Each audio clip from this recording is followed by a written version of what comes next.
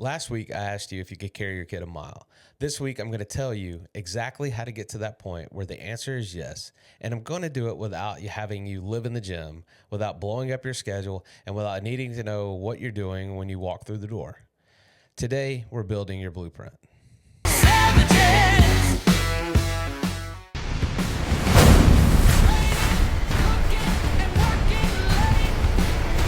All right, we're back. Welcome to Suburban Savages. I'm Dusty, episode 4. Let's get into it.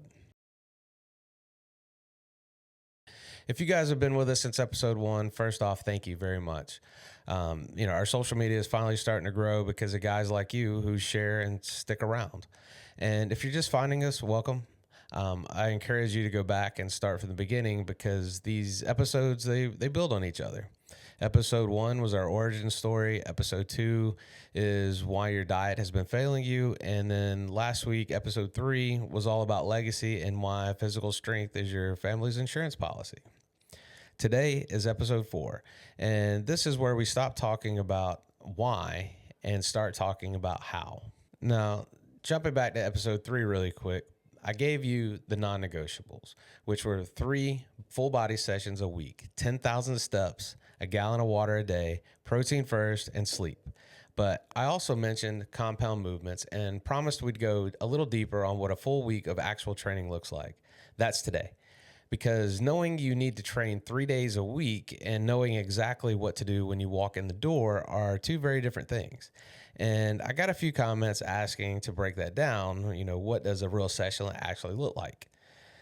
And that's what today's show is, a real blueprint from start to finish, from warm up to cool down. What to do if you've got a gym and what to do if you don't. What it looks like if you're a complete beginner and what it looks like if you used to train and are kind of trying to get back into it. By the end of this episode, you should have everything you need to walk into your first session this week with a plan. Let's go. Before I give you the blueprint, I need to address something because the problem most guys have isn't laziness at all. It's a lack of motivation. It isn't that they don't care. Most guys who come to us have already been trying to work out. They're just doing the wrong things. And I was one of those guys for years. Here's the cycle I see over and over. A guy decides enough is enough. Maybe he saw a photo of himself at a family cookout and maybe he didn't like what he saw. Maybe his kid asked him to race him to the end of the driveway and he was out of breath before he got there. Maybe it was even a moment like mine, falling asleep on the couch mid-afternoon because I was exhausted from playing, not working, not some strenuous adventure, just playing, and my body was run down and it couldn't even keep up with a 4-year-old. So the guy decides to change. But he goes on YouTube, finds a 20-minute ab workout, does it in his living room for 3 days, gets sore, skips a day because his kid got sick or work went late, loses his rhythm, and by day 10, he's back on the couch wondering why it never sticks. Or the gym version. He joins up, walks in on a Monday, looks around at a room full of people who seem to know what they're doing. So he picks a treadmill because at least somehow he knows how to use that and jogs for 30 minutes. Hits a few cable machines to complete some routine he vaguely remembers from somewhere, and then he goes home feeling like he did something and looks exactly the same 6 months later because he was there, but he wasn't building anything. Here's what I want you to understand before we get into the actual blueprint. There's a difference between exercising and training, guys. Exercising is movement with no real direction. You're burning some calories, you're getting your heart rate up, and that's fine. That's better than nothing at all, I guess, but training is intentional. Training has a structure, a plan, and a purpose, and a training is what actually changes your body. And here's where I want to get personal for a second, because this hit me in a way I wasn't expecting, and it's part of why I'm so locked in on this. My daughter is 7, and there was a moment, just a regular Tuesday evening after dinner, where she wanted me to chase her around the backyard. And before I even stood up off the couch, I had a thought that genuinely bothered me. I thought, how long can I actually keep up before I'm done? Not tired, but done. That thought stopped me cold because a dad who has to ration whether he can chase his 7-year-old around the yard isn't just out of shape. He's losing time with his kid, and you don't get those moments back. So what's the missing piece that actually changes things? Resistance, progressive resistance.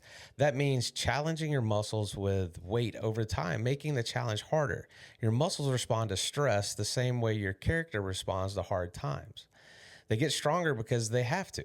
Think about the first time you carried your kid on your shoulders for an hour at a theme park or something. Your legs were wrecked the next day, but you do it every weekend all summer, and by August, it barely registers. Your body adapted. That's exactly what we're building toward in the weight room. And the most efficient way to do that, especially for a guy over 35 with a schedule that doesn't care about your fitness goals, it's through compound movements. A compound just means an exercise that works multiple muscle groups at the same time.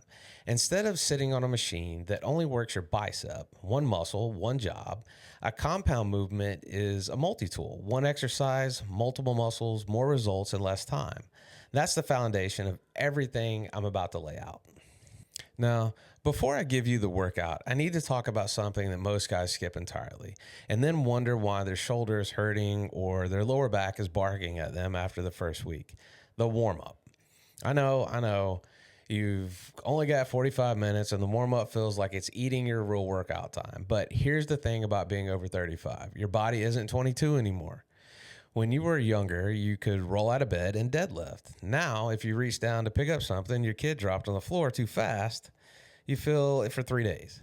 That's not weakness. That's just biology. Your joints need time to get ready. Your muscles need blood flow before you ask them to do serious work. Now, a good warm-up for a guy at our age is about 8 to 10 minutes. That's it. Just 8 to 10 minutes. And you're not jogging on a treadmill. That's not a warm-up. That's just cardio you don't want to do. Here's what you're actually doing, though. You're starting with something that gets blood moving globally. 2 minutes of light movement. Jump rope if you got one. Jumping jacks, a light row, even just walking briskly on an incline. The goal is to raise your core temperature slightly. You want to feel a little warm, not sweating, but just a little warm. Then you're spending 3 to 4 minutes on what's called dynamic stretching. Dynamic means moving, not holding a stretch, but moving through a range of motion. Think leg swings, hip circles, arm circles, body weight squats, inchworms, where you walk your hands out to a push-up position and walk them back. These movements are telling your joints, hey, we're here, we're about to do some work, let's get ready. The reason we don't do static stretching, the kind where you hold a position before lifting, is that research has consistently shown it can actually reduce your strength and power output in that session. Save static stretching for after you train. And then the last piece of your warm-up is movement-specific preparation. This means before your first big exercise of the day, you're doing a lighter version of it first. If Monday starts with a squat, you're doing a set or two of body weight squats before you put any weight on your back. If you're about to do a deadlift, you're doing a set of Romanian deadlifts with just a bar or light kettlebell to feel the movement pattern before you load it. Think of it like warming up your car on a cold morning. You wouldn't just hammer the gas the second you start it. You let it run for a minute first, and your body is no different. All right, the actual blueprint. 3 full body training sessions per week. Not chest day, not leg day, full body every session. Here's why that structure matters, specifically for a dad with a real schedule. If you're doing chest on Monday and you miss Monday because your kid got sick or work blew up, your whole week is out of order. But if every session hits your full body, missing one just means you pick up where you left off. No complicated reshuffling. Now, every session follows the same 4-part framework: push, pull, hinge, carry, or core. That's the structure. You're in and you're out in 45 minutes. Let me break each one down so they're crystal clear. A push movement is any exercise where you're pushing weight away from your body. Push-ups, bench press, shoulder press, dumbbell incline press. If you're pushing something, it's a push movement. Push movements build your chest, your shoulders, and the back of your arms, your triceps. Now, a pull movement is the opposite. You're pulling weight toward you. Rows, pull-ups, lat pull-downs, cable rows. Pull movements build your back and your biceps. And here's something worth knowing. Most guys overtrain their push movements and undertrain their pull movements. They bench press every session and never row. The result is rounded shoulders and a posture that screams, I sit at a desk all day. Equal push and pull keeps your shoulders healthy and your posture upright. The third piece is a hinge movement. A hinge movement is where you're loading the backside of your body, your hamstrings, your glutes, your lower back. The motion is like picking up something heavy off the floor, which as a dad, you do constantly, whether you realize it or not. Every time you pick up a kid, a bag of groceries, a box out of the garage, you're hinging deadlifts, Romanian deadlifts, kettlebell swings. These are the movements that give you real world functional strength. This is the stuff that lets you move furniture without throwing out your back. And a carry, you pick something heavy up and you walk with it. Farmers carries with dumbbells, a sandbag loaded on your shoulders, a single heavy dumbbell held at your side. Remember episode 3, can you carry your kid a mile?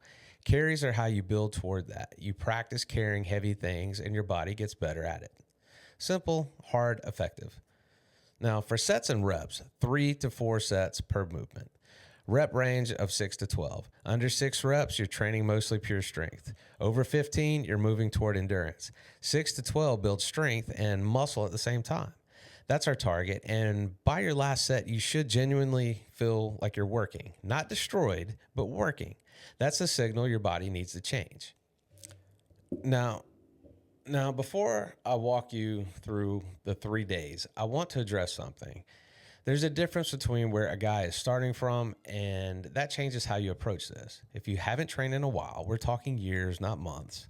You're a beginner in this context, and that's completely fine.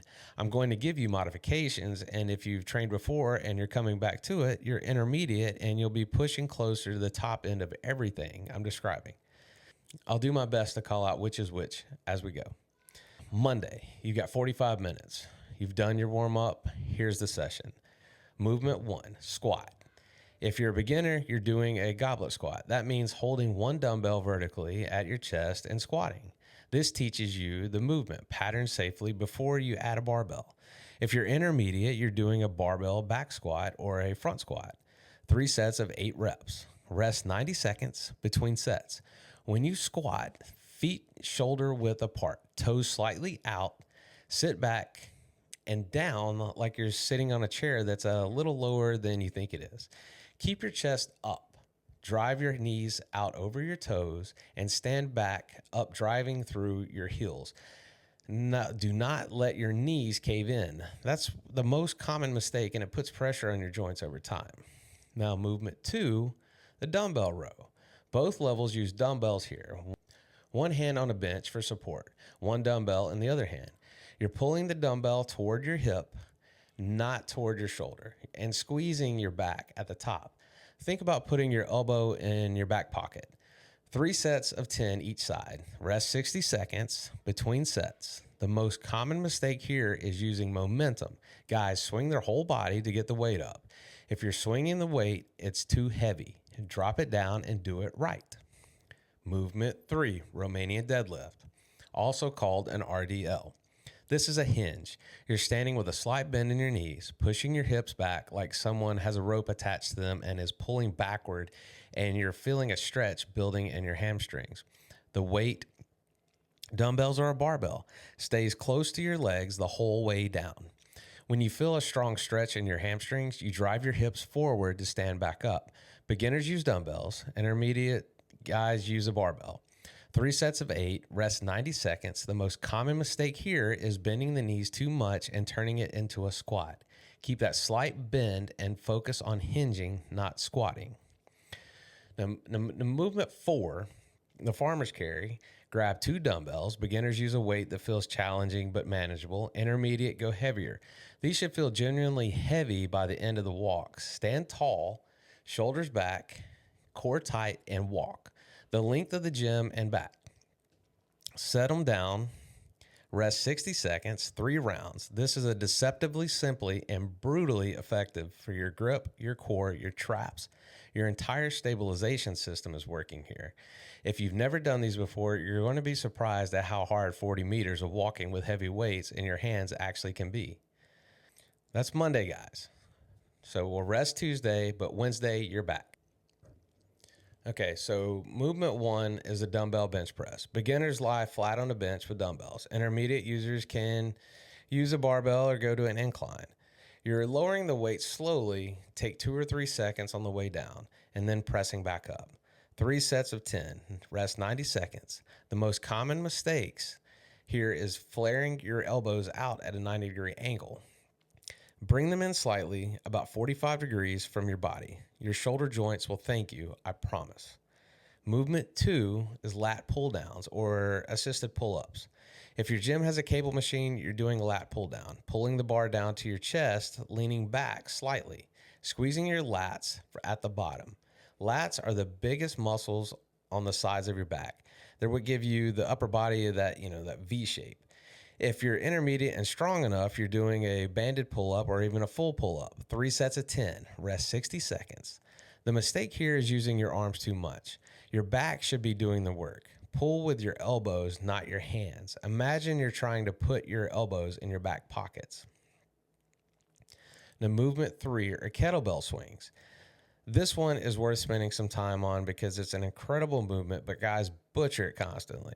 The swing is a hinge, not a squat. You're not sitting down into it. You're hinging at the hips, letting the kettlebell swing back between your legs, and then explosively driving your hips forward to send the kettlebell up to the chest, about chest height. The power comes from your hips, not your arms, not your back, your hips. Beginners use a lighter kettlebell and focus on the pattern. Intermediate go heavier, but focus on the pattern.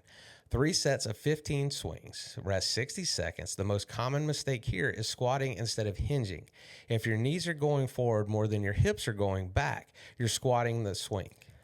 The movement 4 is a plank. Get in a push-up position and lower yourself onto your forearms. Elbows directly under your shoulders, bodies in a straight line from your heels to the back of your head. Your hips shouldn't be sagging down and they shouldn't be up in the air. It should be a straight line. Hold for 45 seconds to a minute. Rest 30 seconds, 3 rounds. The most common mistake here is holding your breath. Just breathe normally. Your core works harder when you breathe through it.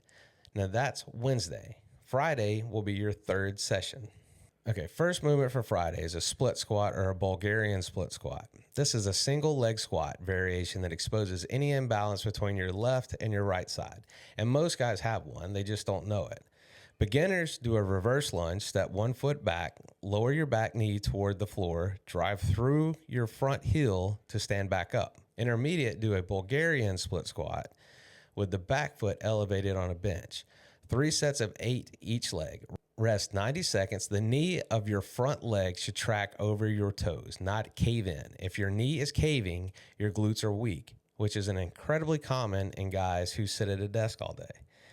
Movement 2, face pull. This one requires a cable machine with a rope attachment.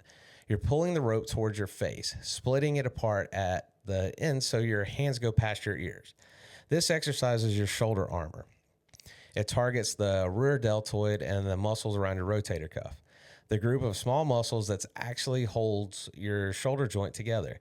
Think of your rotator cuff like the nuts and bolts that keep your shoulder from falling apart under a heavy load. If you bench press without doing face pulls, you're building strength in one direction without balancing it. Over time, that creates imbalances, and that leads to injury. Both levels do this the same way. 3 sets of 15, lightweight, focused on the squeeze at the end, and then rest for 45 seconds. Movement 3, overhead press, standing or seated, dumbbells or barbell. You're pressing a weight from shoulder height up overhead. 3 sets of 10, rest 90 seconds. The most common mistake here is arching the lower back to push the weight up. If you're arching your back, the weight is too heavy or your core isn't braced. Squeeze your glutes and your core before you press. That will lock your spine into position and keep you safe. Movement 4, single arm farmer's carry. Same concept as Monday, but one arm at a time. You're carrying the weight on one side, which forces your core to work overtime to keep you from leaning. Now, walk the length of the gym, switch sides, walk back, 3 rounds each arm. Rest 60 seconds. This one is one of the best core exercises you'll ever do, and it looks like you're just walking around with a dumbbell. People in the gym will look at you kind of funny, and that's fine. Now, here's the piece that ties all 3 of these days together and actually makes the whole thing work overtime.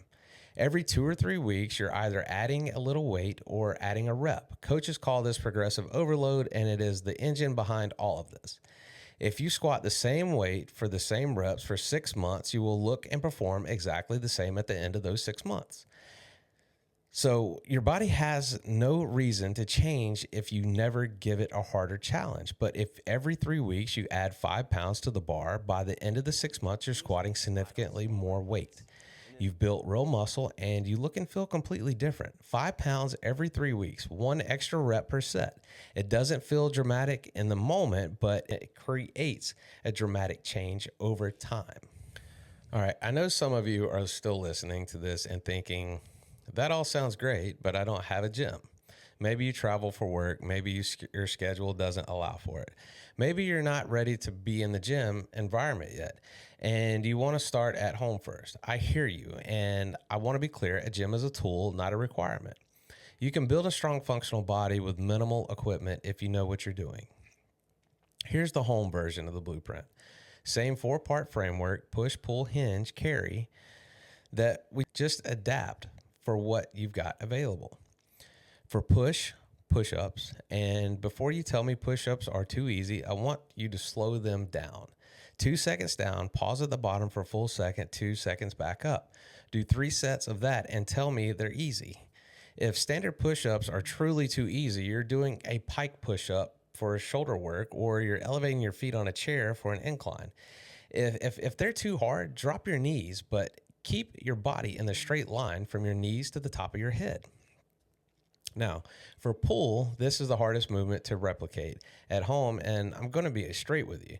The best investment you can make for a home gym is a pull-up bar. They cost about $30. They fit in a door frame, and they give you access to one of the best upper body exercises in existence. If you can't do a pull-up yet, you're doing a body row. Put a sturdy bar across 2 chairs, lie underneath it, and pull your chest up to it. Same muscles, more accessible starting point.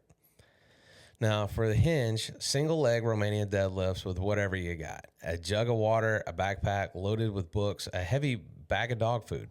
The load matters less than the movement pattern at first. 3 sets of 10 each leg.